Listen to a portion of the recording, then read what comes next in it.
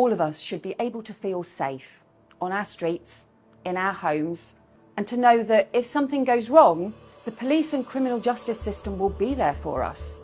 But after 13 years of the Tories, everything feels broken. Fewer neighbourhood police on our streets, fewer crimes being solved, more criminals getting off, and more victims being let down. Imagine this. Your child calls someone a silly name on the playground, and suddenly the police are knocking on your door. Sounds absurd, right?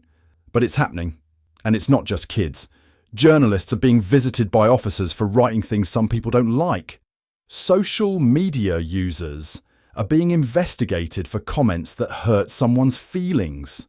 Women are being thrown out of venues for offending activists. And all this isn't even classified as a crime. Welcome to the world of non-crime hate incidents. How did we get here? Let's break it down. A decade ago, the College of Policing introduced a guideline, the concept of non-crime hate incidents. The idea to track incidents fueled by hostility or prejudice, things like race, religion, gender identity, that might escalate into crimes. Sounds proactive on paper, right? But in practice, it's a mess. Instead of chasing down real criminals, officers are being sent out to settle social media spats and playground arguments. And here's the kicker. The accuser is automatically treated as the victim. One tweet, one complaint, and the police might show up at your doorstep.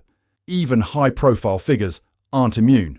J.K. Rowling, yes, the J.K. Rowling, has faced relentless backlash and even police scrutiny, all for standing up for women's rights.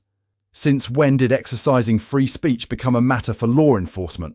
Now, let's get real for a second. This isn't the fault of the officers on the ground. These are people who already deal with society's darkest corners. Things no one should have to witness.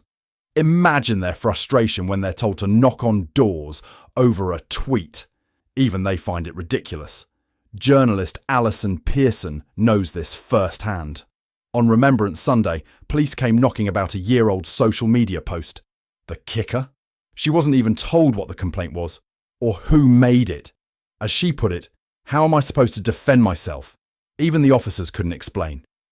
Our town centre's being hit by rising crime and antisocial behaviour, knife crime shooting up, leaving families devastated, and all of us as parents worrying. And while this circus continues, real crimes are being left in the dust. Let's talk numbers. Only 2.6% of rape allegations lead to a charge. Burglary cases? Most are closed after just 18 days because no suspects are found.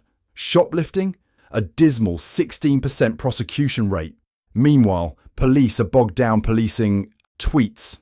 Lord MacDonald, former Director of Public Prosecutions, calls this system beyond belief. He warns of real-world consequences, especially for kids.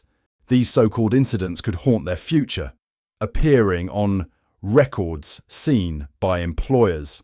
All this over name-calling or trivial complaints. And now, there's talk of expanding this broken system even further, with more non-crime incidents being logged.